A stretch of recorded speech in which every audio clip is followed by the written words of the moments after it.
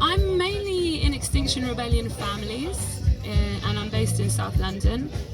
But I have been sort of on a whole journey with this subject matter. So I'm going to just talk about this from quite a personal perspective. And as always, when I sort of, Marilyn invited me to do something here in June, and I'm really into doing things that are interactive.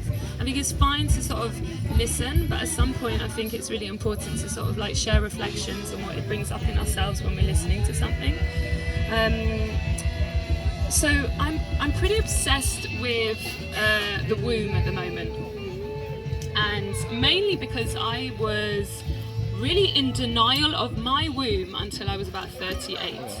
Not that I didn't know I had one, and I had 2 children by that point, but I had also been conditioned to sort of believe that being assigned female gender at birth, you were somehow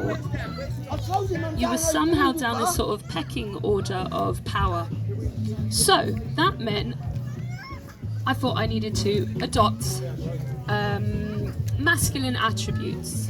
So strength was good, being stubborn was good, even a little bit of aggression was good, being focused, knowing what you want, being goal orientated, setting your sights on something, having like clarity, having this idea if I climb over other people and I achieve something or I get my piece, it's a good thing. What I didn't realise was I was being pitted against my sisters, and in a female dominated household we had this real energy that was patriarchal. We were compared to one another, we were pitted against each other, we were put in competition. And again, this is a sort of patriarchal by nature system. What you've got to do is not sit on the end. Yeah, okay. You want to put your weight in the middle. Okay, got it. And it will work. Sorry. Share the weight. Share. So actually, there was a time before Christianity and the church, there was a time where most peoples were very, very led by seasons and the earth, and would worship the sun and the moon. And if you look to the Nordic gods or Hindu gods, you have like multiple gods for all these different things. And these cultures were very much worshipping the fertile, the feminine, the female body was something very sacred and highly revered. What they did was, when they called women witches, it was a mass sort of genocide of women. It was a terrorist act against women. Women were not allowed to be present at births anymore. They were not allowed to use their traditional medical knowledge anymore. They were not allowed to heal with herbs and plants anymore. So it was this sort of like mass terrorist act that happened across the globe alongside the rise of Christianity, Roman Catholic Church. It kind of wiped out loads of pagan spiritual traditions, and it vilified the woman. It vilified fertility and the womb, and it was this narrative that women have somehow, with this like magical allure, is like a dirty thing, that it's lustful, that it's dangerous. Like, how many stories do you know where the bad character in the story is a witch, or an old lady in the forest, or an old lady under the sea, or an old gypsy lady who has like making spells over people? So what was done in all these different story narratives is they turned the post-menopausal woman into some kind of arch nemesis of the rest of the world. So going back to me, I was the second of 4 sisters, raised by a single mum who would say to us, you don't know what it is to be strong. Hey, welcome my friend. She would sort of say to us, stop being so horrible to each other. You don't know what it is to be strong until you have to be strong. And I'm thinking, you're literally showing us, you're role modeling to us that you need to be hard-assed all the time to just get through daily life. And then you're saying, be soft, be soft, be soft. No, don't be so hard to each other. Be soft, stop arguing, stop fighting. But there was no role modeling of what that meant. So again, this is like, I'm gonna go macro, micro a few different times. So back to the micro, I had this message at school which was like, yeah, you're gonna get a period, don't make it your excuse, just get on with life anyway. Then it shouldn't change anything about you. Basically ignore it. Oh, and you can go skydiving when you're on your period, or you can climb mountains, or you can like run a marathon. Do you remember those tampon ads where it's like, I'm gonna jump out of a plane today because I've got my tampon and I feel fantastic. So it's all a fucking lie. The truth is, every single day of your female hormonal cycle, your hormones will have a different journey. And I only sort of learned about this stuff coming to places like this. In Buddha Fields, there's loads of womb wisdom and all this stuff. And at first I'm like, oh, whatever, it's just like the trend right now. Everyone's talking about wombs. However, I didn't know that in a 28-day or 30-day cycle, I had a spring, I had a summer, I had an autumn, and I had a fucking winter, which meant I was going to have a different experience every single day of the month, and then it will begin again. And then I'll have a different experience every single day of the month, and it will begin again. And if I understand who I am and what that cycle is, when it begins again, I won't be confused, because it will be familiar to me. Oh, if my 28-day cycle is in synchronicity with the moon, then I'm going to know how many like weeks there are in the month. Oh, and if we're actually growing our food by the same rhythm, and we're measuring the tides, and we're measuring navigation by the same rhythm, I'm going to feel what's going on, and I'm going to be in tune with the other females around me, those that have wombs and menstruate, and we're going to be in tune with every other part of the globe where people reside and also have this thing. But what did they do? With the Roman Empire, they took it away from us and they literally fucked up our calendar. So instead of counting the days of the year, which is 13 lunar cycles, 13 lunar months plus a day, so in all those stories, a year and a day, a year and a day, you would have 13 lunar months of 4 weeks long plus a day. And that is the journey of the Earth around the sun. So you had this strange empire, and colonization of that time was the Romans, and they adopted Christianity because there was a really amazing Jewish prophet, and they're like, oh, he's got a following, well we'll get him, and then we'll call our church after him, even though we murdered him. Like, oh, that makes loads of sense. So Julius Caesar stuck a month in the middle of the year, and like July is after Julius, and then Augustus took August, and if you think about it, like September, 7, why is it our 9th month in the year happens and it's named 7? Why is October the 10th month of the year when Oct is 8? Why is November the 11th month of the year when Nerth is 9, right? So they just fucked up our calendar, they shifted. Why do we have 30-day, 31 days and a 28-day month, and then sometimes it's 29 days? None of it makes sense. None of it makes any sense at all. And you know why? Because they didn't want women to be powerful anymore. I know it seems like a mad jump, but they didn't want the power to reside with the knowledge of fertility and cycles and nature and the beauty of all that synchronicity. It had to get destroyed because there was too much power there. So women became vilified. Sexual desire became something dirty. And you then have this crazy zooming in and out. Sorry, I'm going to do that a few times. Coming to now in the present, being in a female body was really fucking confusing. The messages: be strong, don't be soft, have goals, achieve them. Be in competition with the other females around you, because there will only be one room for one of you, and there'll only be, one female allowed in the room, and you're going to have to be the one that gets there. And it's the complete antithesis of actually what the truth is. All of those single lines, all of those crazy measurements, all the the months, and the ruling and conquering and taking over, and by force and by destruction, and by the truth is, everything is beautifully and gently symbiotic, and it all comes in circles and cycles. So all the spirals, like the permaculture spirals, and we see spirals in nature and these mad hexagons and all these incredible shapes, and they all fit together if we look at the world in terms of circles. The circle is the womb, the circle is the breast, the areola, the vulva. It's all these beautiful circles, ever decreasing, ever decreasing circles. Understanding menstruating women who are here, and people who are post-menstruation as well, understanding that your cycle has a knowledge, it has a wisdom that they robbed us of. They robbed us of it. It was stolen. This knowing that the winter of my cycle is death, and death means rebirth.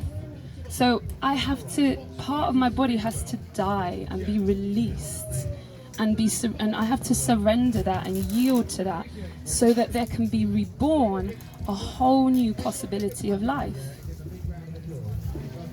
So when I am in my bleed, I feel like I can't cope, because what I'm not supposed to be doing is carrying on as normal. I'm supposed to wrap myself up in a blanket and call a friend and cry about the world, or eat chocolate, or watch a funny movie. I'm supposed to do those things, and I'm supposed to reflect on what's been going on in my life. But it was robbed of me, and most of us. And by the way, men are it's a tragedy for men just as it was for women.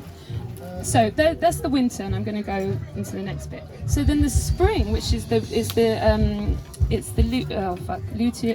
and follicular. I can't remember which phase is which. But the estrogen starts to rise in the spring, and it's the potential of new growth. And your energy might start to build.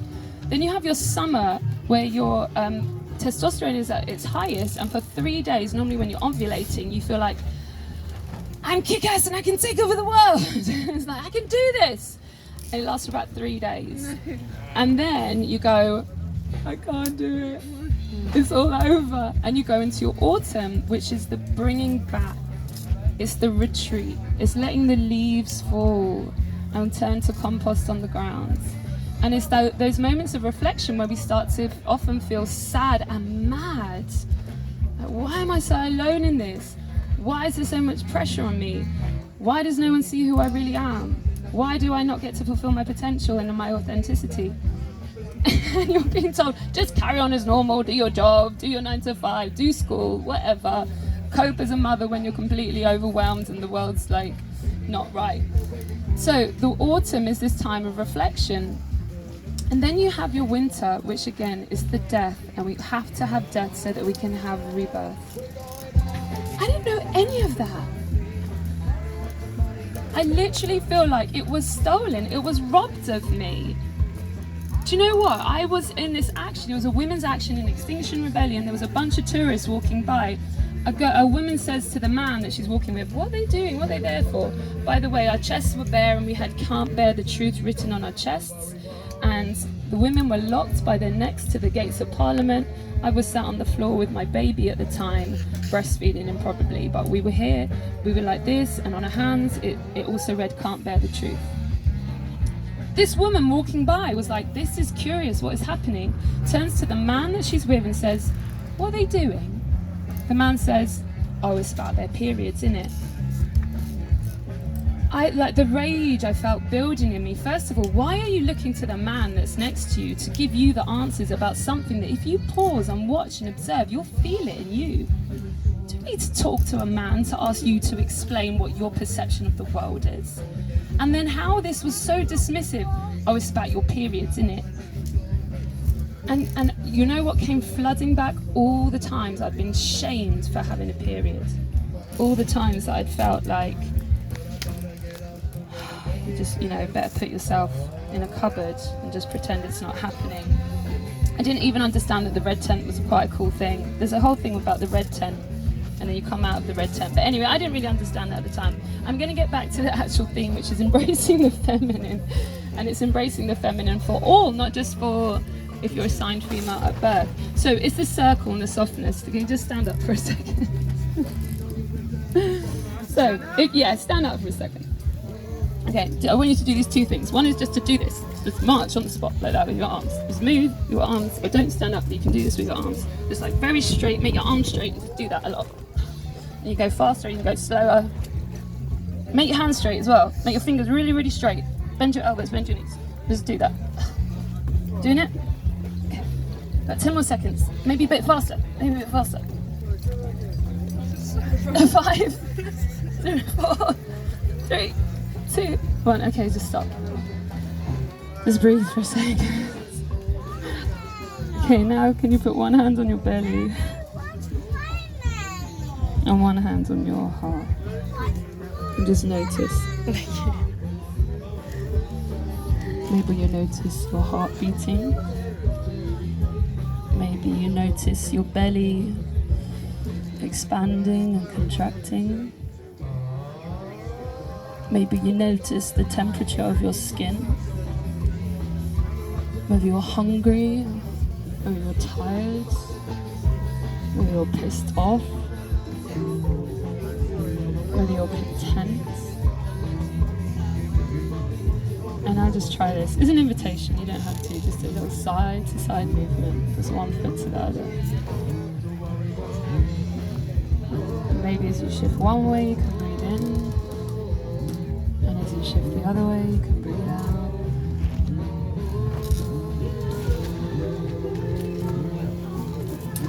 And if you feel like it, you can begin to make that circle.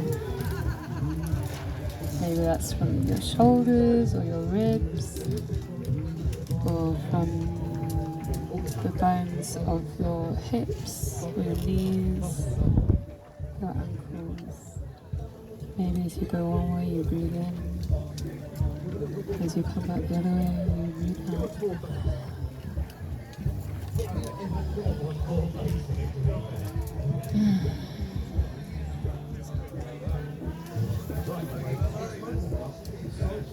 And just notice how it feels. You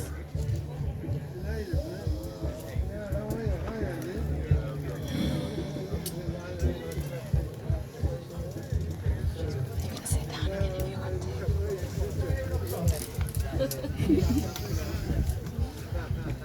Go on, let's get this not make it fall over again.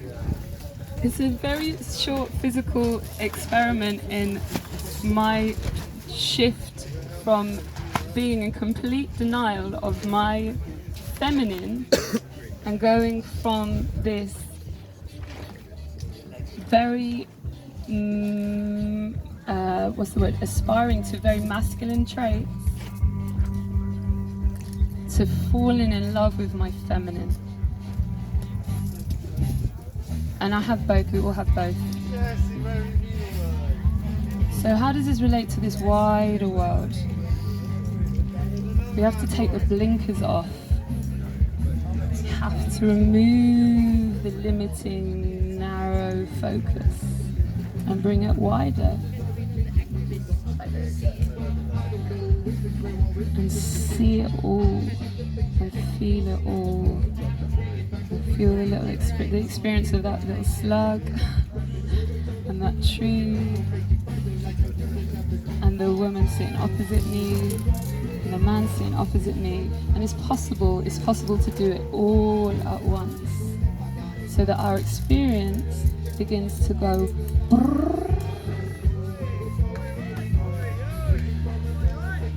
all directions, all possibilities, all of the time.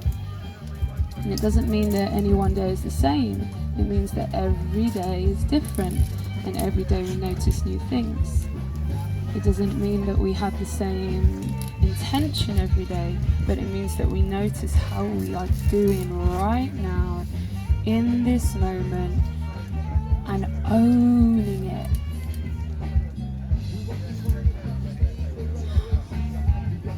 I have not figured it out at all. I still feel like I'm aspiring to the lies that were told to me. I tried to throw them in the bin, but I'm still aspiring to that acquiring something, owning something, winning at something. And it doesn't feel good, but it's just in there. What feels good is when I'm in connection with other people, when I'm getting to know me, when I'm starting to live in authenticity, when I'm starting to feel what's going on with the earth, even though it makes me cry, but it feels true.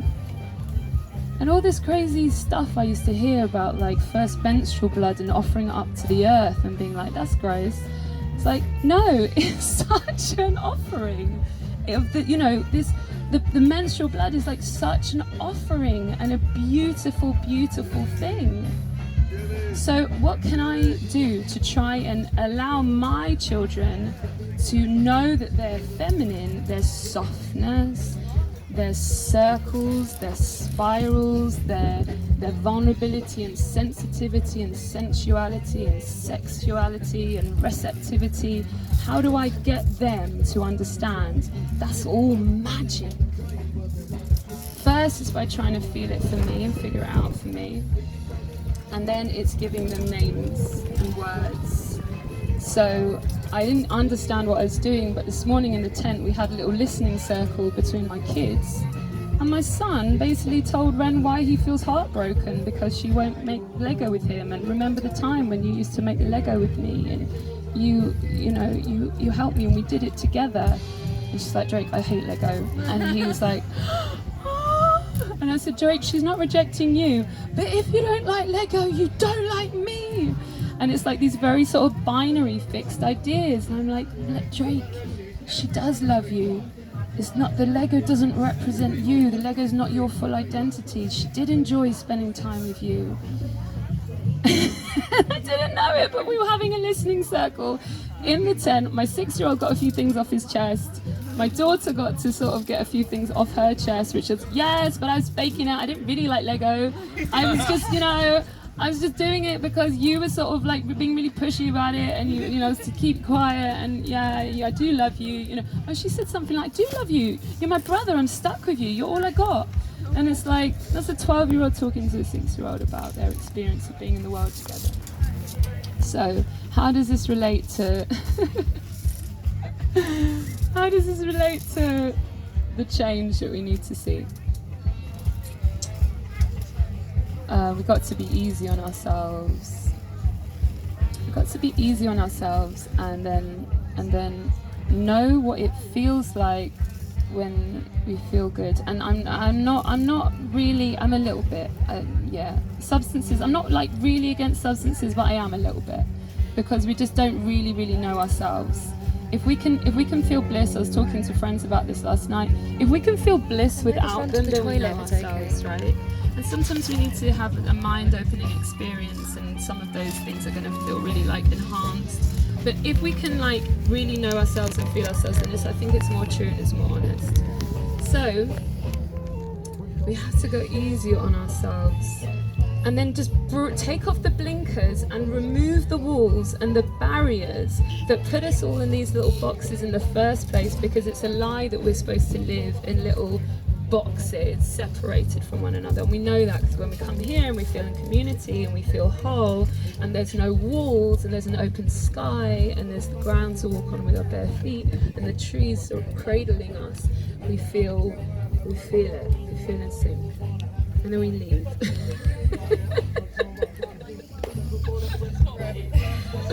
We can take it with us, right? We can take it with us whenever we are. And it doesn't mean that conflict isn't going to come up. It doesn't mean that competition doesn't happen. It doesn't mean that the people aren't pitted against one another. But maybe it's about seeing through the lies. There's the patriarchal beast raising its head telling me that my feelings are invalid. That's a lie. My feelings are valid. There's that, the hyper masculinity thing of like I must be like stronger than everyone else to sort of get by in the world, because if I'm the survival of the fittest, if I'm not the fittest and the strongest in the room, then I'm gonna be in peril. No, because we're all supposed to work together and all use our strengths, and we're all supposed to be different sizes and strengths and all these things, because we all have different things to offer. And when we're in the collective, actually, then we're ascending to another level of symbiosis. And I don't know what it looks like, but I know what it feels like. So I think at the beginning I said, moving into embracing the feminine, moving into the matriarch, but knowing what it could feel like and what it could look like. And there's plenty of models which are all circular. There's like the circular economy. There's like circular ways of like governing yourselves. It's like having community circles and then having people's assemblies and citizens' assemblies, and it's all age old, but there's nothing new about it. People have been doing this for like thousands of years. You all gather, you hear everyone's voices, and you collectively find the path together.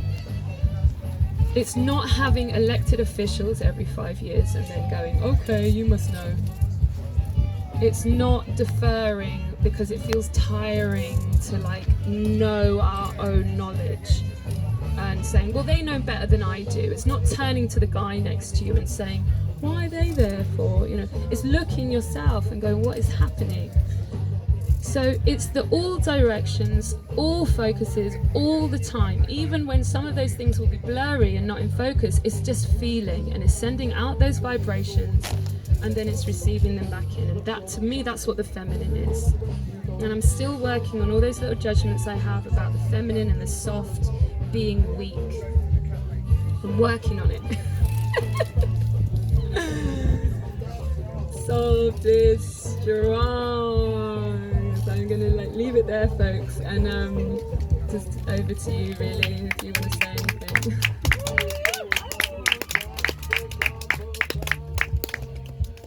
Thank you, Hester. Thank you, Mary Ellen, for having me. Thank you to the Speakers Forum. Thank you, Small World. Yeah. Made me cry being postmenopausal, but there we are. I celebrate you. Thank you. I don't know if I can cope with this little boy. I'm going to go and have a cry. Has anyone got an introduction? Okay. Let's give you a hug first. Keep being cool down.